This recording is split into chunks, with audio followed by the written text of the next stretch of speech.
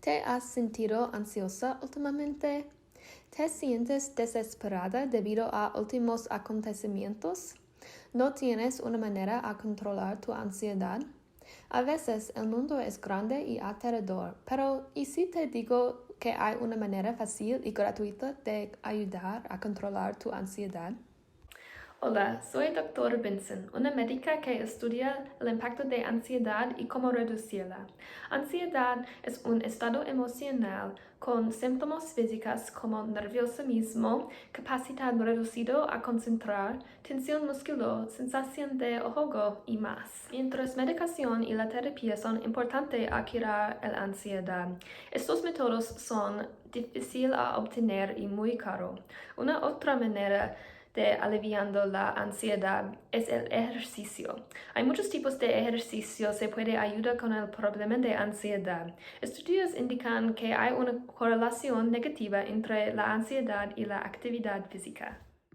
Hay muchos tipos de actividades físicas que puedes hacer solamente y es gratis, como correr, levantando pesas, yoga,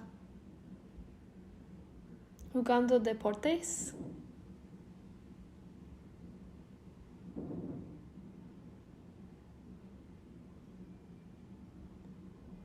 Y bailando. Cualquier tipo de actividad física ayuda a reducir la ansiedad. Trate rutinas diferentes hasta que se encuentran una rutina que funcione para tú.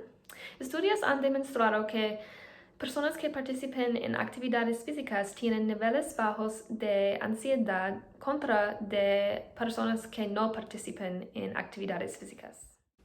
Ejercicio puede reducir ansiedad por disminuyendo la tensión muscular, liberando neuroquímicos ansiolíticos y disminuyendo los síntomas físicos de la ansiedad.